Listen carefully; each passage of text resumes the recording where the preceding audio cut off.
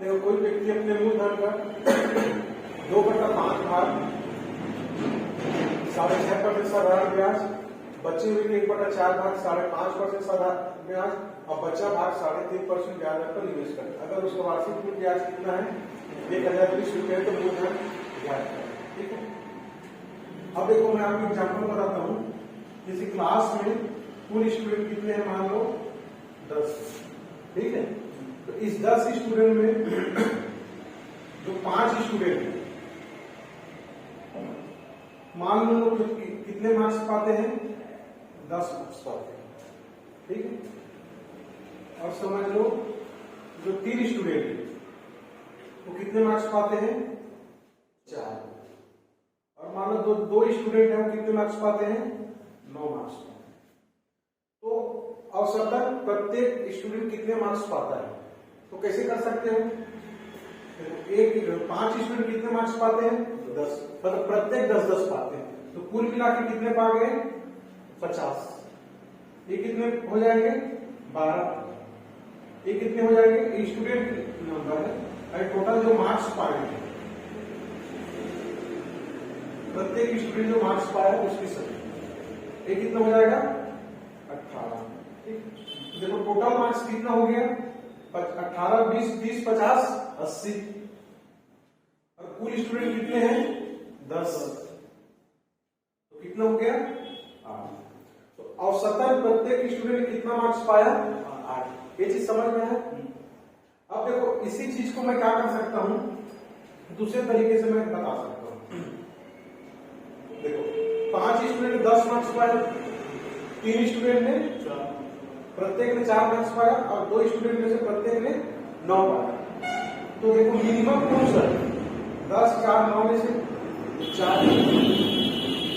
तो मिनिमम प्रत्येक स्टूडेंट ने 4 तो पाया ही होगा, 4 से अधिक ही पाया है, लेकिन मिनिमम 4 पाया है।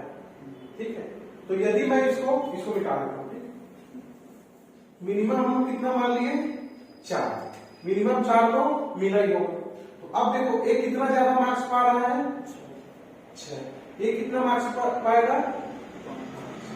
तो ये जो 6 मार्क्स है प्रत्येक ने पाया है, तो 5 स्टूडेंट ने टोटल कितना मार्क्स पाया होगा 30। आया समझ। प्लस इसमें कितना एक्स्ट्रा हो रहा है 5 का। एक ने 5 एक्स्ट्रा पाया, 2 ने कितना एक्स्ट्रा पाया होगा 10 बटे। अब ये जो है किसमें बटेगा आपका पूरा 5, 3, 8, 2, 10। टोटल कितने स्टूडेंट हैं 10 स्टूडेंट। तो देखो 4 हो गया और 40 डिवाइडेड 10 करेंगे तब भी कितना हो गया 4, बराबर कितना आ गया। देखो इसमें ज्यादा गुणा भाग करने की जरूरत पड़ेगी नहीं पड़े। तो ए भी सेम क्या है एवरेज है। ठीक है। तो हम लोग इस कॉन्सेप्ट का भी यूज करेंगे, उससे करेंगे तो कई बार लेंथी हो जाता है, इसलिए क्या करेंगे इस कॉन्सेप्ट का यूज करेंगे। न्यूनतम को देखना, जो भी न्यूनतम हो उसको देखना, उसको अलग कर देना। ठीक है। और कौन ज्यादा हो रहा है कौन कम हो रहा है, कई बार कम भी हो जाता है तो उसको देखना। देखो ज्यादा हो रहा है तो 6 पर 6 30, एक 6 ज्यादा पा रहे तो 5 30 ज्यादा पाएगा 30। उसके बाद ये कितना हो गया 5 दूनी 10। ये जो मार्क्स है इसमें बटेगा पूरा 10 में, जितने स्टूडेंट रहेंगे उतने। तो 4 + 4 कितना हो गया। आया समझ में।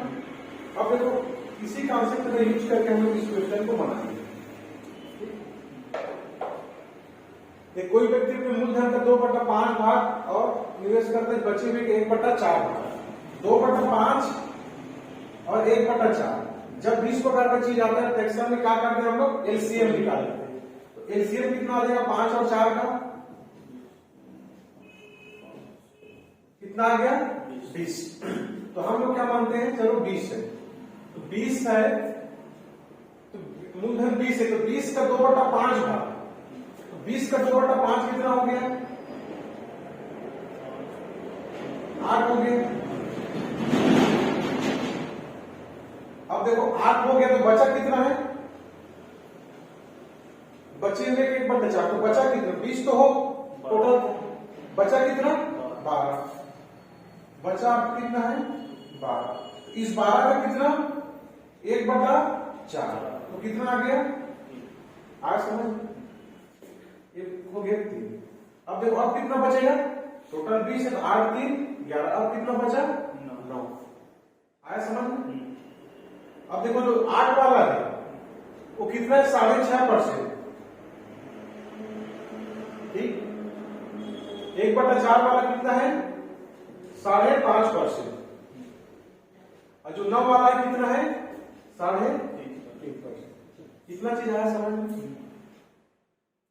अब देखो अब क्या करेंगे,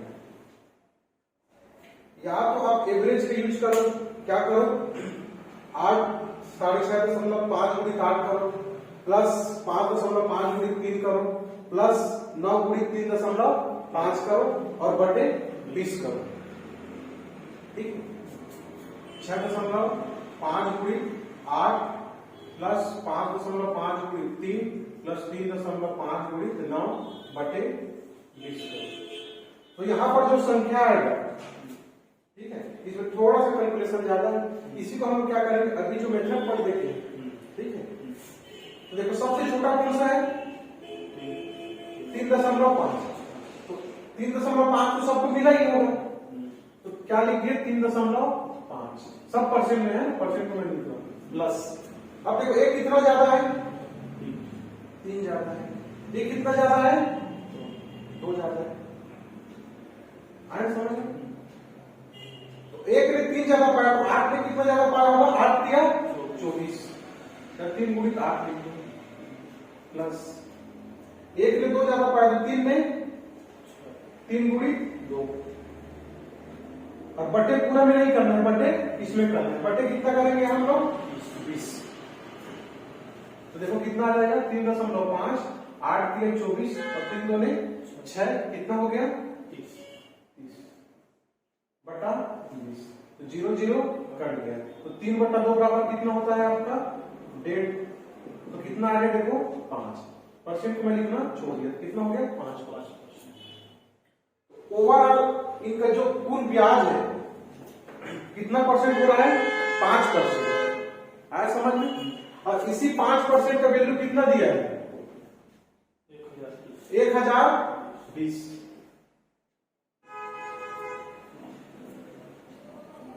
ठीक है, तो 100% बराबर कितना हो जाएगा? 1020 गुणित 20। इसमें 20 का गुणा करेंगे तब 100 आएगा, तब इसमें भी 20 का गुणा कर दी, तो कितना हो गया आपका? 0 0 हो गया, 2 2 ने 4, 2 0 0, 2 1 कम 2, 20,400 पर क्या आ गया? आए कि नहीं? फिर से बताओ क्या इधर का थोड़ा ये 8 वाला देखो, टोटल हम लोग कितना मान लिए हैं? 20 मान लिए। तो 20 का 2/5 भाग, तो 20 का 2/5 20 माने, हाँ माने 20 का 2/5 कितना हो गया? 8। अब एलसीएम निकाले, अब बचे हुए का कितना? 1/4, तो बचा कितना? 12। 1/4 किए तो 3। अब बचेगा कितना? देखो 8 3 11 हो गया, तो 20 - 11 करेंगे तो 9। तो ये जो 8 कितने परसेंट पा रहे हैं? प्रत्येक 6.5%, दूसरे वाले 5.5, तीसरे वाले 3.5। ठीक है, अब न्यूनतम देखो एवरेज निकालो तो कितना मिला टोटल? तो आपका 20,400। ठीक है,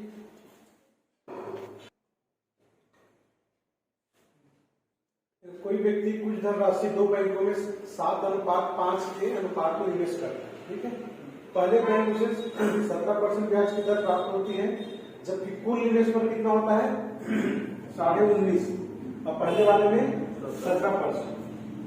दूसरा बैंक उसको कितना ब्याज देता है? 460 देता है। दूसरे बैंकों में कुल कितना रुपये निवेश किया था? तो देखो कुल ब्याज उसको कितना मिलता है? 19.5% मिलता है। ठीक, तो मान लेते हैं पहले में कितना रुपये निवेश किया था? 7 रुपये, दूसरे में 5 रुपये। तो पहले वाले में उसको देखो कितना ब्याज मिल रहा है? 17%। और दूसरे बार के लिए हमको पता नहीं, तो कैसे निकालेंगे दूसरे वाले का? देखो बेसिक से जिसे बनाओगे एवरेज निकालने के लिए, देखो 7 5 कितना हो गया? 12। तो एक को कितना मिल रहा है 19.5%, तो 12 का टोटल कितना मिल जाएगा 19.5 गुणित 12 बराबर 7 को कितना मिल रहा है 17 गुणित 7 और 5 को कितना मिला है 1। ये कितना हो जाएगा बताओ 12 पर 6 60 6 आया और 12 लिया 108 और 6 114 4 11 12 12 13 13 10 23 देखो कितना आ गया 234 ये 4 है कितना आ गया 234 इधर कितना आएगा 17 6 102 17 7 119 प्लस 5 1। अब देखो 234 में 119 जाएगा तो कितना बचेगा 14 में हो गया तो 5 2 में 1 गया तो 1 और 1 बराबर कितना हो गया 5। तो यहां से 1 से बराबर 115/5 करेंगे 1 से बराबर कितना आ जाएगा 23। सब में परसेंट है तो क्या हो गया परसेंट, मतलब दूसरे वाले को कितना परसेंट मिला 23%। आया समझ में। एक तो तरीका एक जिससे आप बना सकते हो, ठीक है। दूसरा तरीका क्या कर सकते हो इस 23% को लाने के लिए देखो ओवरऑल कितना मिला है 19.5, लेकिन पहले वाले को कितना मिला है 17%, तो कम कितना मिल रहा है 2%। 2.5% कम मिल रहा है 2.5% का मिल रहा है। कितने को 2.5% का मिल रहा है 7 को, मतलब इतना जो है इसको मिला होगा ज्यादा। आए कि नहीं समझ 2.5% क्या होगा ज्यादा मिला होगा कितने का 2.5% पूरी 7, ठीक है। तो अब इसको करते हैं हम लोग क्या किए इसको ज्यादा मिला होगा तो क्या किए 2.5% गुणी 7 कहने का मतलब 17% उसको मिला ही मिला होगा, सॉरी 19.5%। अब उसके बाद इसका जो है वो भी भरपाई करेगा तब तो ओवरऑल 19 होगा, तो कितना हो जाएगा 2.5% गुणी 7। कितने को मिला है 5 को, अब 12 का नहीं करना है सिर्फ कितने को मिला है 5। ये देखो कितना हो जाएगा 25 सत्ते कितना होता है 25 सत्ते 150 175 और 5, ठीक है। ये कितना आ जाएगा 5 दिया 15 और 5 बचे 25। 19.5 तो मिला ही होगा और कितना मिला है 3.5, तो तब भी देखो कितना आ गया 23%। आया समझ। इतना करने की जरूरत नहीं होता है, जैसे इतना समझ लो, धीरे धीरे और क्वेश्चन करेंगे तो समझ जाओ कितना आ गया 23%। तो देखो प्रश्न क्या बोल रहा है कि दूसरा बैंक उसे कितना देता है 460 रुपए, इसी 23% का वैल्यू कितना है 460। अब देखो 23 एक कम 23 2 में 46 23 0 तो 1% बराबर कितना आ गया आपका, तो 100% बराबर कितना आ जाएगा, इधर 2 जीरो के इधर भी 2 जीरो करेंगे ना तो 2000। तो 100% बराबर कितना आ गया 2000। ये किसका है 5 वाले का, या 100% को क्या मान सकते हैं हम लोग 5 का 5 यूनिट मान सकते हैं, परसेंट में है यूनिट। तो 5 यूनिट बराबर कितना है 2000 और टोटल निवेश कितना किया है 7 और 5 12, तो 12 यूनिट बराबर कितना हो जाएगा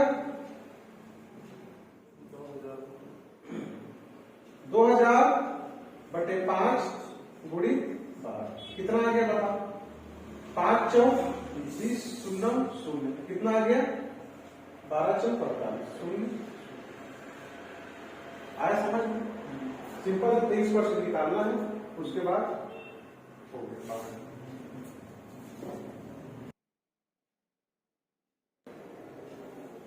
9600 रुपये की राशि 2 भागों में निवेशित की जाती है, ठीक है। तो पहले व दूसरे भाग पर क्रमशः 11% और 15% की दर से साधारण ब्याज मिलता है। पहले पे 11%, दूसरे पे 15%। अब 4 वर्ष के अंत में कितना ब्याज मिलता है 5088 रुपये। तो दोनों निवेशित भागों के बीच अंतर ज्ञात कीजिए। तो हमको क्या निकालना पड़ेगा, पहले भाग में कितना निवेश किया, दूसरे भाग में, फिर दोनों का अंतर, ठीक है। अब देखो सिंपल सा कि 4 साल में कितना ब्याज इसको मिल रहा है, 5088 रुपये।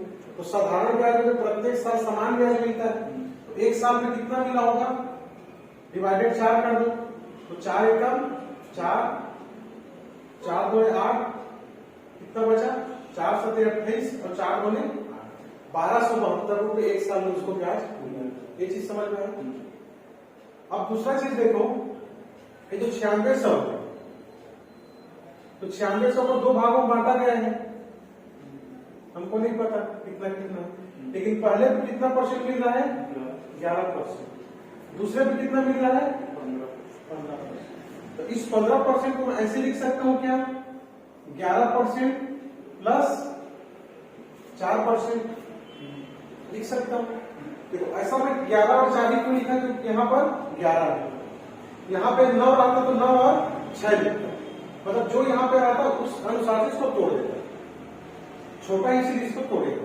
तो अब देखो 11 इसको भी मिल रहा है, 11 इसको भी मिल रहा है, बस इसको बी वाले को 4 ज्यादा मिल रहा है, तो ओवरऑल तो 11% मिला ही होगा, कर सकते हैं ना लोग। इस 9600 का ए और बी दोनों को ओवरऑल 11% मिला होगा, तो 9600 का यदि 11% कर किए हम लोग तो कितना आ जाएगा, कट गया 11 6 के 66, 6 और 11 99 105, 1056। ठीक, अब देखो एक साल का ब्याज कितना हो गया, 1272, यहाँ पे कितना आया है, 1056, सिर्फ 11% को लिख के बनाए हैं तब, ये 4% एक्स्ट्रा।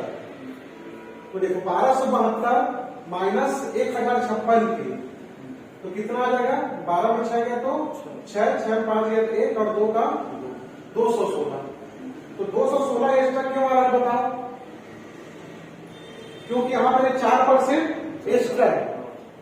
तो हम लोग ये मान सकते हैं क्या, ये जो 4% का वैल्यू है, बी का जो 4% है, इसी का वैल्यू कितना है आपका 216 आए कि नहीं समझ।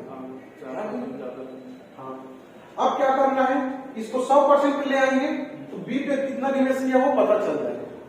ठीक, 1% बराबर कितना हो जाएगा, 4 5 से 20 और 4 4 16, 100% के इधर तो 0 बढ़ा दो और उधर दो, 100% कितना हो गया, 54। आज समझ, तो बी पर कितना निवेश किया, 5400, और टोटल कितना था 9600, तो ए पर कितना निवेश किया होगा, ये बी का है, 9600 माइनस कितना किए 5400, कितना आ जाएगा,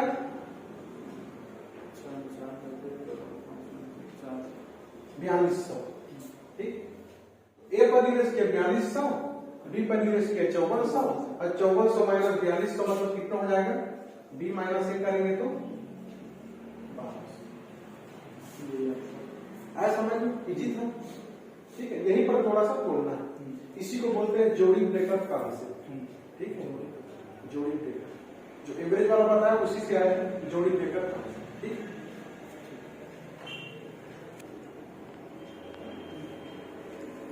देखो एक व्यक्ति कुल 45,000 रुपये उधार लेता है। ठीक है, इस राशि का एक भाग 10% और दूसरा भाग 12% साधारण ब्याज दर से उधार लेता है, 2 भाग उधार लेता है। कुल राशि कितनी है, 45,000, पहले पे 10% और दूसरे पे 12%। 3 वर्ष के अंत में कुल कितना रुपए चुकाता है वो, 59,940 रुपये। तो 12% वार्षिक दर से उधार ली गई राशि। अब देखो कुल उधार लिया तो कितना, 45,000, चुका कितना रहा है, 59,940। तो ब्याज कितना रुपये होगा, ब्याज कितना होगा 59,940 और ये कितना है 45,000, कितना हो गया ब्याज 04941। ये कितने साल का ब्याज है, 3 साल। आज समझ, 3 साल में कितना ब्याज दे रहे हो, 14,940। तो 1 साल में कितना ब्याज देगा, 3 से भाग दे दो तो कितना हो जाएगा, 3 4 12, 2 80 लाया, 3 लिया 27, 3 24, 3 0 0। 3 साल का ब्याज कितना हो गया, 14,940। तो 1 साल का ब्याज क्या हो गया, 49,80। इतना चीज समझ में आया। अब देखो दूसरे तरफ जाते हैं। कुल राशि कितना है? 45,000। ये भी चलो नाम दे देते हैं। तो पहले पर कितना 10% और दूसरे पर कितना 12%। अरे पिछले वाले क्वेश्चन में क्या किया था? इसको तोड़े थे, तब कैसे तोड़ेंगे बताओ? 10 प्लस 2%। समझ? तो अब देखो ओवरऑल 10% तो लगा है, ठीक है। तो 45,000 का 10% तो लगा ही होगा, ठीक है। तो 45,000 का 10% कितना होगा? 4500। 45,000 का 10% कितना हो गया? 4500 हो गया। एक 0 और है, ठीक है। कितना हो गया? 45। अब देखो ब्याज कितना मिल रहा है टोटल? 4980। कितना ज्यादा मिल रहा है? इसमें माइनस 4500 कर दो, कितना हो गया? 0.8 480 रुपया। तो 480 रुपये ज्यादा क्यों मिल रहा है? क्योंकि बी वाले को 2% ज्यादा मिल रहा है। तो हम लोग क्या कर सकते हैं? इस 2% का वैल्यू कितना हो गया? 480। तो 1% का वैल्यू 2 2 में 4, 2 4 8, 2 0 0। तो 100% बराबर इधर तो 0 बढ़ा दो और उधर भी 2 0 बढ़ा दो। समझ में आया? तो बी पर कितना निवेश किया था? 100% मतलब 24,000। ए पर कितना निवेश किया था बोलूंगा तो 45 माइनस 24,000 का। आया समझ? ठीक। देखो कोई व्यक्ति अपने मूलधन का 2/5 भाग 6.5% साधारण ब्याज